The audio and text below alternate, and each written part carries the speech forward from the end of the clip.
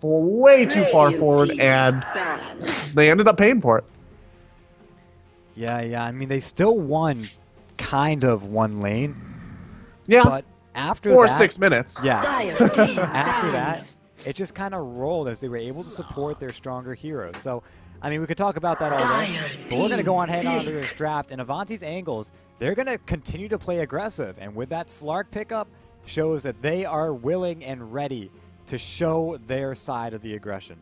Yeah, the Doombringer ban would have given that away, but they very, very intelligently saved that for their second ban, able to pick up that Slark right away. The Alchemist and Bristleback, pretty standard bans, especially for this level of play. I'm interested to see that the Timbersaw got banned now, considering last game for Avanti's Angels, he was kind of a non-issue. 5 seconds But, remaining. I mean, they either play him or they get rid of him because Timbersaw can be an incredibly strong hero given the right circumstances. So. he is an extremely strong hero. I'm just, yeah, it's interesting to see that as a priority, particularly when you have a Slark who is so devastated by hard silences. Somebody like a Puck, a Death Prophet potentially, even a Silencer can really do a lot of work against a Slark. He needs to be able to jump into Shadow Dance, and he needs to be able to execute a pounce. If he can't do those two things, he falls apart extremely quickly at the seams like a rag doll. Yeah, but Slark does have the whole stat thing that's really important on this hero, as well as not being hit while he's in his ultimate. And Timbersaw can cut a little bit into both of that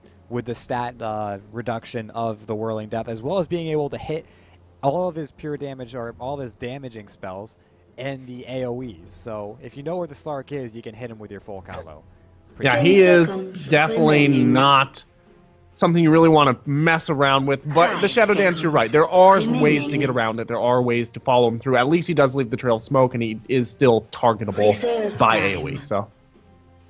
So it looks like, well, first of all, our friend DK Breen got himself a bird ward from that last game. So nice find to you. But if you're wondering what I'm talking about, the channel, twitch.tv/playcevo1, where you can double up your chances to find items, as well as watch two perspectives of the game, I guess, whichever work floats your boat. But Enchantress and Disruptor get picked out. And you're talking about that silence. Well, there you go. With the Disruptor's ultimate, will silence items with the Aghanim Scepter, and it gives a nice AoE silence even without. And both of these heroes are non-typical heroes.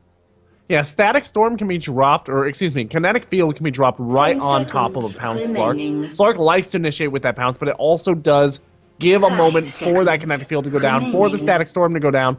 And if top 5 reacts pretty quickly, that will be absolutely devastating for Slark. He will go down for the count before he's able to get out of that Kinetic Field, before he's able to cast anything, before he's able to use that Shadow Dance. He's got to be very careful where he's pouncing. There's still a lack of dedicated lockdown, though, on the side of top 5, so I'm interested to see where that's going to go.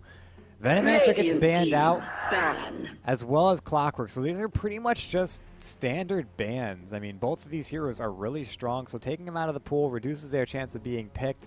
Clockwork does a good job at isolating heroes, which does well to harm Slark and Visage slightly. And Venomancer's a pretty decent push, which, again, goes against what Visage and Slark are all for. So with Viper getting taken out, both teams going for pretty weird lineups so far. I mean, the Visage is the only pickup that I typically see in every single game. Yeah, Slark gets banned a lot. He's pretty common in the Western competitive level scene, but you're right, he doesn't get picked in every game. I would not be at all surprised to see Crystal Maiden pick out of Avanti's angles to go with that Visage and the Slark. That's some dedicated lockdown. The mana will help the Visage as well. And, of course, Crystal Maiden with the Visage, roaming gank squad, second to none. Able to not only double slow, but also throw down a hard stun. With the Soul Assumption to finish off the job, really will be able to allow Avanti singles to play aggressively, as we know they like to do, although, once again, my recommendation, get into the mid-game safely. At least then you'll be able to move through. Yep. And I was actually surprised to see the Venomancer banned out. Because by typically Avanti you see the Venomancer go with the Visage instead. I really expected that pick originally, yeah. So it's going to be weird. In fact, top 5 haven't banned out the Crystal Man. They're going for the Nature's Prophet again. So we'll see how that goes. Hopefully he gets a better game than the last game, which he was probably the only hero on his team that was useless. Everyone else was incredibly strong.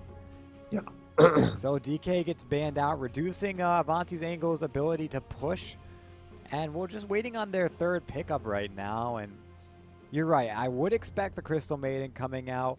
Alchemist was banned out first, as typical, so we won't be 10 seeing much of seconds that. remaining. Venomancer banned out by Avanti's Angles. We- And the Bristleback, who also goes really well with the 5 Visage, seconds also remaining. banned out. So We could see a Vengeful Reserve Spirit time. pickup, actually, on the side of Avanti's Angels. Maybe go for a little bit of a minus armor. They're instead going to go for a Nyx Dire Assassin team, big. gang train with that Visage. So it could probably be a support Nyx Assassin coming out from them. A Storm Spirit will be picked up on the side of top Radiant 5. team, Meanwhile, big. we might see a Lifestealer come out from top 5.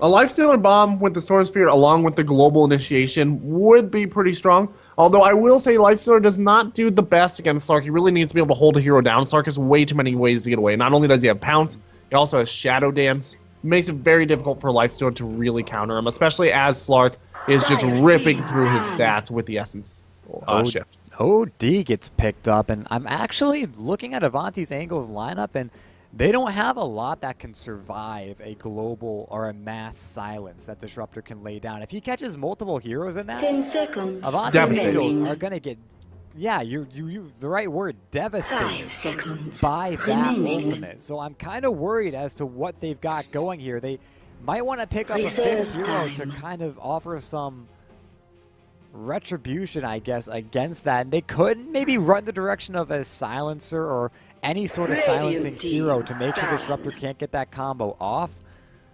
But yeah, this is looking really weird for, and I use the word weird because I don't see the Disruptor all too much, so it might just be an out of comfort zone thing for Avanti's 10 Angels, but seconds they're not drafting remaining. too well against this pick. Yeah, they 5 well. seconds The remaining. issue with the Disruptor is you do have to be within place.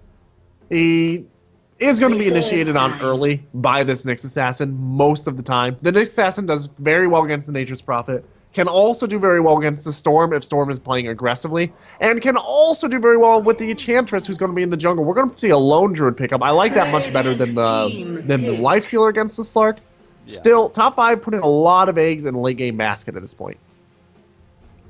Yeah, but at the same time, well, actually, yeah, no, they have very close to no early game right now. Their heroes are going to come online in a staggered position. First, you're going to see the Disruptor who kind of starts online, but really, as a support, he even needs to get some levels before he's very useful. Unlike most supports that kind of come online level 1, level 2. remaining. Disruptor, you kind of need level 6 or level 7 before you really feel comfortable with them. 5 seconds Storm Spirit's going to come online between remaining. 6 and 8. Nature's Prophet will really start coming online between, well, once again, 6 and 8. Enchantress, about that period of time, but it will be a little bit later on because she's jungling. And then Lone Druid, of course, was probably going to go for that Midas into the late game. All right, well, it looks like it's going to be Team Avanti's Jowls. trying to control the early to mid game and top 5 the late. The hero to watch on top 5 is going to be that Enchantress, watching her rotations and seeing whether she can carry her team through their vulnerable stage. Meanwhile, for Avanti's Angels, they got the guys with the glowy eyes, and they're not afraid to just go ham on this team. And I'm interested to see how it's going to turn out pre-level 6 Disruptor Avanti's Angels lineup. Angles lineup. Sorry, I misspoke, but we're going into this game, and as a figure 8 gets drawn on the board, let me go ahead, and I guess I'll take Avanti's again. It's going to be the captain, Avanti himself, playing We're, the Angel-like Visage, and you have an issue. I just wanted to real quick let you know the in-game announcer is a little bit too loud for the viewers, so go ahead and drop that down or take that out, and we will run through our players. Do that right now. As he's running through that, I'll go ahead and run through our top 5 team. We've got Fly zipping around on that Storm Spirit. We've got Wrong taking the Nature's Prophet because it feels so right. We've got Shanks stabbing people with the Enchantress in the aggressive jungle, it looks like. We've got Teacher D on the Disruptor, and this is going to be an aggressive tri-lane or aggressive duo maybe? No, Disruptor is going to move back towards the safe lane. And Fly is actually going to take that Storm Spirit into the farming position and let ZZZ123 run the mid lane with the Lone Druid. This is a really interesting decision. They're definitely trying to put Avanti's Angles out of their comfort 30 zone seconds by to doing battle. something that's weird, unanticipated, and for the most part, just completely out of left field. So, for Avanti's Angels, as I started, we got Avanti playing the Visage. Shredder is going to be shredding it up this time as the Slardar. Dolphin will be playing the Nyx Assassin. Fact Fiction will be on the Slarky Slark, and Avantos Angles Jenkins The battle will be begins. playing Sanity's ruling Outer World Devourer. So, it's going to be a Spirit Bear taking a little bit of harass in the river. Not too much to be said about that. Meanwhile, the Treants are just being annoying, scouting things out. And this game's going to go well underway. This is a one-game advantage towards top 5 lower bracket finals. Winner goes on to face Union Gaming in the grand finals. Loser takes 3rd place in the tournament. I'll tell you what, I'm really worried about the way AA is going to move into this game if they don't snowball early. They really, for the mid-game, late game, they do not have any sufficient way to push down towers. They've got a lot of really solid gank. They've got a decent amount of pretty solid team fight. But against the Nature's Prophet and the Spirit Bear, not to mention the Nature's Attendants for the Enchantress, towers are going to be dropping on behalf of top 5 much quicker than on behalf of AA once you get into late game, especially considering how slanted top 5's lineup is towards a late game style. So AA, the pressure's really on them to make action happen early. Well, the Visage will definitely help with the tower push as well as, in part, the Slardar. But you're right, they don't have much push. If they're getting kills all over the map, though, push just comes naturally, and I guess they're kind of hoping for that aspect of it. But there's going to be a heavy rotation into the top lane. Avanti is going to avoid out the static field, but it looks like he's going to get pulled right back in, and he's going to actually take a fall here. No, there's going to be a great stun. It's not enough. The range, and he gets Electric Vortex back in. Shredder taking a lot of damage, and now Enchantress pulls him in. It's a double for nothing in the top lane. 5 is so linked right now. It is amazing. I've been seeing them play some pretty strong Dota, and they're definitely one of the strongest competitive level American teams out there. But tonight they have just been on next level in terms of communication and movement together. Their Disruptor moving back into the Nyx Assassin or pulling away for that fight. It's art in the process. I'm without words. I'm so blown away by how well this team is doing. Yeah, and all of a sudden, this really aggressive tri-lane turns into something that, in the middle of a horror story. As I said, the Enchantress is going to be the hero to watch as she pulls in 2 creeps that absolutely dominate the tri-lane, and there's nothing left. Even if they miss the static field, kinetic field, excuse me, they still were able to net 2 kills. Yeah, we do have the overlay still up, so just want to go ahead and remind you to switch that over as we're moving through. We are seeing a little bit of rotation here for the Tier 1 tower. Looks like this could be a dive attempt. Wrong in the bottom lane, but Wrong is not taking. Actually, now he's taking a lot of damage. That stat steal really stacking up. Ashen Shift, one of the coup de grace of Slark. There's going to be a stomp somewhere by the Slardar, and nope, never mind. It was just I don't know what that was. Heard a random sound effect. Either way, makes no difference. This mid is a really great matchup. Just if we aren't looking at a whole lot of action anywhere else, although looks like Nyx Assassin and Avanti might be trying to contest here. There, it's not going to come to anything. They might try to steal the bird, but they're not going to get it. Picking that Lone Druid and then rotating the Storm up to the top for the safe lane farm, letting the Lone Druid farm out against this OD. Very strong game sense coming out of top 5. They knew the OD was going to be going mid because the Slark was almost certainly going to be in the safe lane. And OD is actually going to get entangled here. He throws down the Astral Imprisonment. Is it going to be enough? The Spirit Bear is not able to catch up. ZZZ123 just Nature's Prophet's on his way, animation. Gets the kill. Beautiful. Beautiful play. And once again, the communication there that was required for Nature's Prophet to have that teleportation up. It's only level 1, but he had it up. He was able to come in. He's being chased out by the Slardar now. He is stunned out, and Slardar immediately cutting down with the Quelling Blade. Very nice usage. He's going to move in. He's got Sprint up, but he's not going to chase Wrong out because he does not know where all of his opponents are. decides to play it safe and come back towards the mid lane. Radiant's bottom Yeah, tower without a is bash, under Slardar attack. really isn't the best chasing hero, but this just shows why Nature's Prophet can be a strong hero. I mean, you always get that 1 point up in teleport just in case you see a courier or something like that, but getting a hero that low this early into the game and getting that chase off is one of those things that is absolutely life-giving to the Nature's Prophet. And of course, Outer World Devourer, he has the bottle, but didn't have the charges. I don't know if he actually had it on him at the time, and unfortunately just wasn't able to get away with enough health that Nature's Prophet couldn't kill him, so... Yeah. But back to what I was saying here on ZZZ123, that pick, the game sense, that's really allowed them to dominate this mid lane in a way that they would not have been able to with the Storm. Did he lose The his bear? flexibility that this team has shown with their draft so far today to manage to make sure that they're picking the strong counters. Top lane, Fly getting Soul Assumption up. The Spike Carapace doing a little bit of work, but not a lot. And now pulling Avanti back. Avanti should take a fall here. That overload is doing so much damage. He does take a fall. Dolphin still trying to play aggressive here. Gets a 2-man Impale, but will probably see a death here as there is a kinetic field. Goes down. That's 0-6. And I think this series is pretty much wrapped up. Avanti's angles did not bring their A game tonight. Yeah, this was very interesting. Coming out of the Nyx Assassin, we actually saw a body block for Avanti, who was trying to get out of the trees. He had a very limited space to do so, and Nyx Assassin just stood in the gap between the trees and refused to let Avanti out for a second. Actually, probably got him killed. Then kind of wandered into the fight almost drunkenly, just staggering in, playing a little bit too far forward. Yeah. Now here we go. This is their last chance, but 3 heroes were caught in that sprout, stunned up by the Center Conqueror. They're trying to go in. Shredder looking for it. He finds a kill. The Soul Assumption hits on something.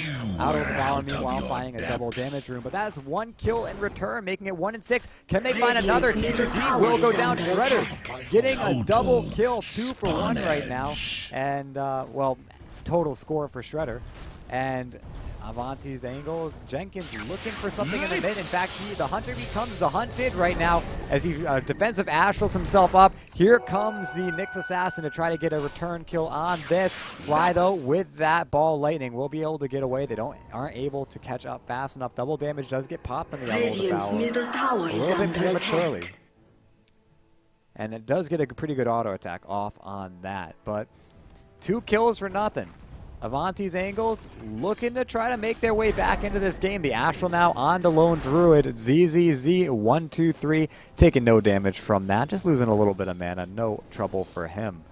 Yeah, unfortunately for AA, it is not enough for them to simply even out the aggression in this game. They need to be controlling the pace. They need to be moving out and getting those ganks. They absolutely have to force this Lone Druid off of creeps and at least into the jungle where he's going to get a little bit less farm. Make him compete with that Enchantress for the farm. Dominate a little bit of lane, but it's really tough for them because once again, they don't have really any early game push, and their late game push is still fairly abysmal. Yeah. So how do they force heroes out if they can't push up into the towers safely? They're not going to be able to gank too successfully if heroes aren't coming out, and so far there's been a lot of 4-manning, though we are seeing the smoke here in the mid lane for Fact, Fiction, and Dolphin. Dolphin not quite level 60. In fact, he's not even level 5 yet. So as compared to last game where the Nyx Assassin was getting around and moving into early ganks by 6 minutes, he was vendetting up, making himself an absolute terror. This Dolphin, or this Nyx Assassin is being run as a support, which means that AA can't plan on moving as aggressively as top 5 did in the previous game, and I'm not 100% sure that they're really cognitive of that fact. Cognizant, excuse me. Well, they do have one little saving grace, though, and that is the Slark. We still haven't seen him get shut down, per se, this game. And he's devastating.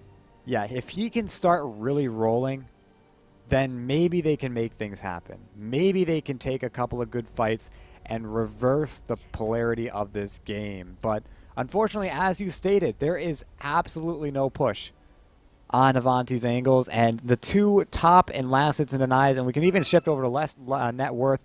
The bottom 2 of the top 3 on the net worth are both the pushers of top 5.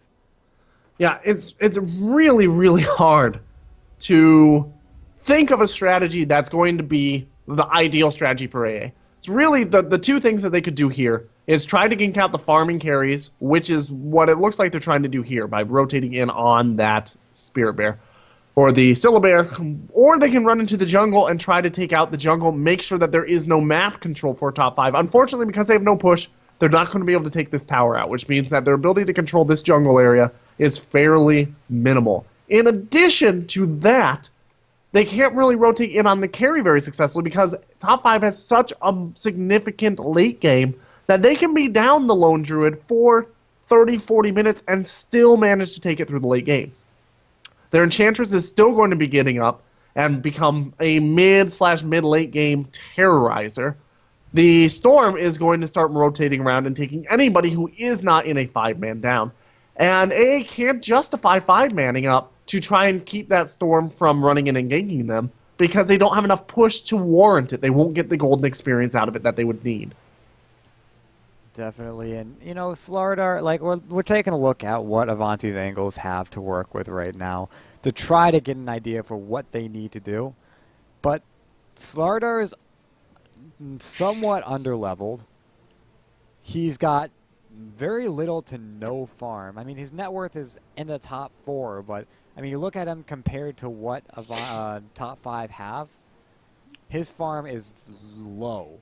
He's not going to get a Blink Dagger anytime soon. He's not going to get any sort of mobility anytime soon, which means that his ability to really carry and be aggressive is falling short. And of course, if they get like 4 kills in the next couple of minutes, maybe he can start pulling this back. But as it stands right now, it's underwhelming what Avanti's angles have to work with. And to be honest, to win this game, to even have a shot at winning this game, they need to get, I'm going to say, 4 to 8 kills within the next 5 minutes. Yeah, I'd love to say that there was another option, but I don't see it. They're not going to be able to out-farm top 5 because top 5 has complete accessibility to their jungle thanks to the Enchantress. They're not going to be able to out-push the top 5 because top 5 has Nature's Prophet, not to mention the Lone Druid who will be moving in eventually too. Really, all they have going for them is hard gank, and they need to be executing that essentially perfectly. But unfortunately, they did not prioritize levels on the Nyx Assassin, so even at this point in time, which is really the leverage point of the game, the rest of the game is going to be rested on the next minute and a half or so, where the kills go. And they knew moving into this draft that the 7 to 9 minute mark was really going to be the point in time where the momentum of the game was set. But they did not prioritize the levels on Nyx Assassin. He's still level 4, which means that he's not able to move around with Vendetta and secure kills in the jungle. Very difficult situation for AA to be in. Basically, this mid-gank on Syllabear needs to go off without a hitch, even though the Nature's Prophet is up, though he does not have the teleportation, so at least that reaction isn't going to be coming. And far as TPs, we do have a TP on Disruptor and on the Enchantress, so there will be a reaction if Lone Druid gets into a little bit of trouble. It's difficult to see this particular gank working out without them losing at least one hero if top 5 is on their rotation game, which so far their communication has been essentially perfect. Well, trading a support for a Lone Druid at this point is something they might need to do. I mean, we take a look at what Avanti's angles have to work with. They have 2 supports right now who are the lowest on the net worth chart. And not only are they the lowest, if you combine their net worth, they just barely top out the 3rd lowest, which is the Enchantress. I will say that the fact that the Enchantress is so low works out really well in AA's favor. She's going to be easy to gank, and it means they missed the pounce. They're trying to go for it, but he's just too damn tanky. Now the support rotation's coming in from Teacher D, pulling on Dolphin back. They do not get the kill on Lone Druid, and instead they're going to lose Dolphin in all the midst of this. So, and that's exactly what we were saying. Yep. With those TPs that we knew were going to be coming in, hard to imagine. This is going to be a tower too. Nature's Prophet's coming in. Everyone into this. AA cannot afford another execution mistake like that. Honestly, it's hard to say that they could afford that one. They need to be in a position. Avanti in a lot of trouble. He is going to take a fall here, most definitely. Tower has fallen. This, Gotcha. I don't like to call it early, especially not at 8 minutes. Wait up. But this does not seem like something that Avanti's angles, judging by their performance last game, are capable of coming back from. Really, it's in top 5's court now. The only way AA can really take this game is if top 5 starts making mistakes. If they get cocky, if Fly runs into their opponents, kind of without regard for his own safety and allows that Nyx Assassin to stun him out, allows the Slark to feed on him. Same thing for the Nature's Prophet, same thing for the Enchantress. If they get a little too cocky in this mid game, yeah, I can see AA maybe taking advantage in the mid game and then just absolutely steamrolling. But once again, it's in top 5 score. Short of play mistakes coming out of top 5, what I would consider play errors if this were baseball, I do not see a strategy that will work for AA, just because their lineup doesn't allow them any fail-safes for other than ganking. That's all they have going for them. They don't have a team fight, they don't have late game, they don't have push. All they can do is gank. And gank they will. Right. And sometimes we casters talk about how well a team is seeded into a game by how many throws they can make before the game is over. And to be honest, I can see 3 to 4 throws before top 5 even need to worry about losing. Well, I mean, if they were to throw right away twice, I could see this starting to ship. Like, you know, if they were to throw in 2 heroes in a team fight they shouldn't be doing, right now, you know, before 12 minutes, that could be enough to turn this game back into a contest. I don't but know, one throw over is the gonna course net. of a couple minutes, we could see 4 or 5 throws, and top 5 would be pretty comfortable still. Yeah, I honestly think 1 throw, even 2, would probably net just 1 tower. Because the respawn timers are just so low that there's enough reaction time. And even a throw, probably you won't lose all your heroes. Meanwhile, we see Dolphin take another fall. Not too much of a surprise here. Fly can once just again, go it's just ahead. too far forward. Yeah, he can just go ahead, pull any single target out, and blow in the pieces. And he's got no contest with that. Meanwhile, you know, you got your Auto Devour, who should be the one controlling this Storm Spirit, who's got nothing but a pair of power treads that are set to intelligence. It's Slar's a little too far forward in the bottom lane here, too. Oh, He's yeah. going to see himself engaged on if he is not careful. That's particularly scary because he needs to be out there. There's nowhere else for him to be farming. There's absolutely no map control for AA. As a TP out on Fly, it's up to him to go ahead and TP to the bottom lane and maybe decide to make a play on this Slardar. But right now, Slardar is playing very confident.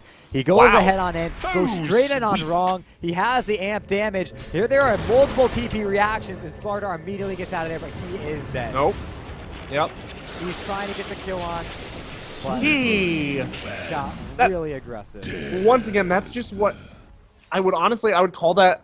It's hard not to see that as a player. Shredder should have known A, that there would be heavy reactions on that Nature's Prophet. B, that if he did do that, this is the last remaining tier 1. It is extremely incentivized for top 5 to react to that. Not only do they think that they could probably save the hero and get a kill, but in addition to that, they'll guaranteedly get a tower.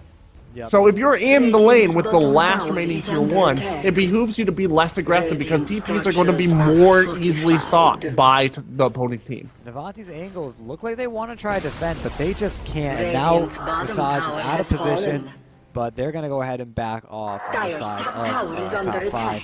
Meanwhile, Fact Fiction, we talk about this underwhelming push. This is it. He's up on top lane, but there's nothing happening. He's still trying to burst down the creep wave, and he's even unsuccessful pretty much at that. Dire's top tower is under attack. It's falling, like underwhelmingly slow. Yeah, and he's probably going to die here. If there's any reaction. Shang's actually just trying to bluff him away, and it's going to work. Shang's just going to save the tower by just coming forward and saying, if you come any closer, my teammates are going to come and scare you, or bum rush you. Yeah, and all he does is take that tower down to 278 damage, and now there's multiple reactions. Here comes the Storm Spirit. Fact Fiction, if he gets Vortex before he can pop his ultimate, he is dead. There are 4 heroes waiting for this kill. They go in for silence hit. He can't do anything. He is Change your plans. What were we saying about that static storm? Oh yeah, the silence decimates a Slark. Especially if it's followed by an electric vortex, so he can't even walk out of it. They didn't even need the kinetic field on that one. And now they're just gonna, they don't have any pressure right now. They're going straight in on this tier 2 tower, and they're walking up saying, okay, well, you can't do anything about this, so we're just gonna go right on in. It's almost like it's gonna be another free tower.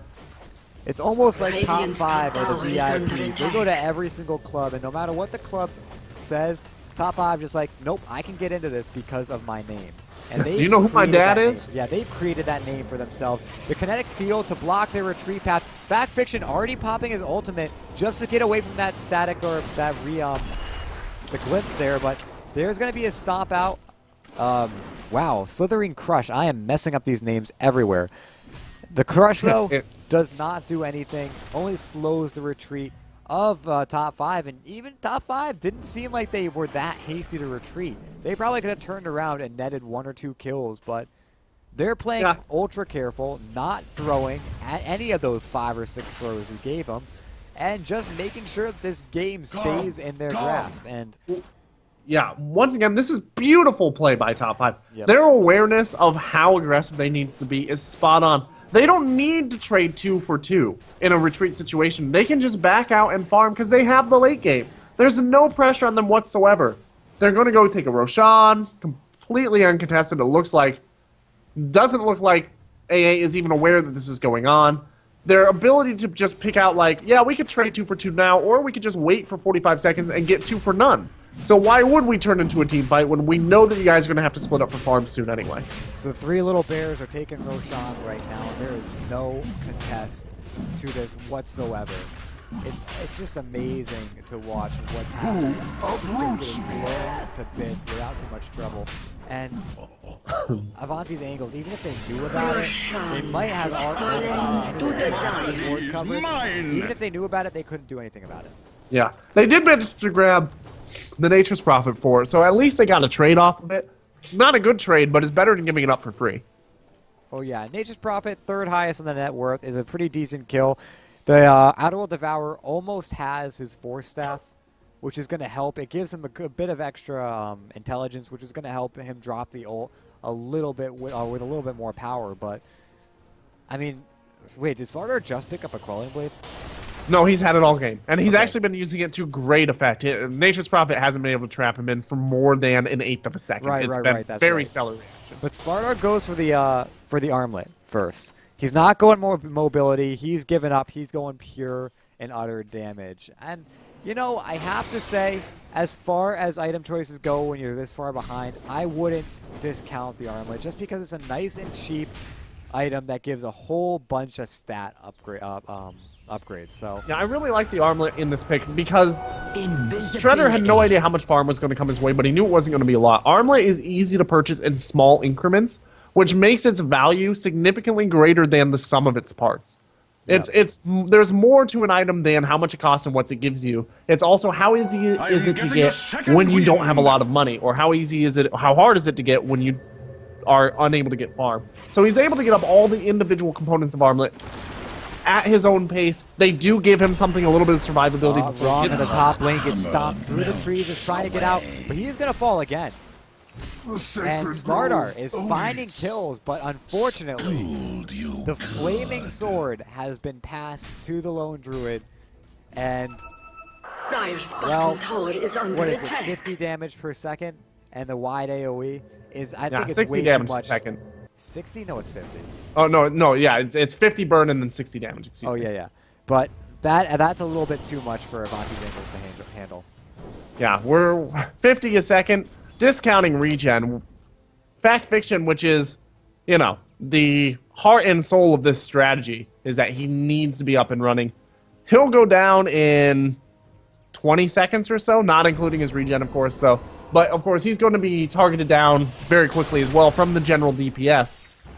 He's not a very tanky hero. Going in on Jenkins, a beautiful impale to stop him, but there's a glimpse right on back. He actually astral himself. He's going to appear right back behind, but they just played that really hard. Fly, though, still finds the kill out on the next assassin. Oh, they do manage him up. Does die. But yeah, when you astral yourself before anything that moves you, such as a skewer on Magnus or the glimpses we saw, you will Radiant's appear middle tower is under attack. at the location that you end up at. Yeah. So now And back row coming down, the mid tier 2 is going to fall. There's little to nothing that can stop this push. And they have the Aegis if they need it. They don't need it, but if they need it. There's no counter push. OD does have Sanity's Eclipse, but honestly, his intelligence is not really that staggering. He's only got 10 more intelligence than the Disruptor, a little bit more, maybe 25 more than the Lone Druid. He's got less intelligence than the Nature's Prophet, not even damage to Nature's Prophet. Barely, if at all, going to damage the Enchantress. So even Sanity's Eclipse, not that effective. Shredder has been silenced out here, and he is going to drop down. Avanti also going to go down, just walking, dropping a Soul Assumption, going away. Backfiction jumping in way into the middle. He's been silenced out by an Orchid. He goes down. Woo! And OD nearly... He drops the hammer That before he is goes down, but GG. not able to get a kill. And Shredder very enthusiastically calling the GG. 19 minutes is the game time, and you know, this series, it felt so lackluster compared to the pure quality of the teams that were going into this. I didn't expect Avanti's angles to really have an issue, at least taking a game off of top 5, but it looks like top 5 bringing their A game, and Avanti's angles not bringing any of their double A's. So Yeah.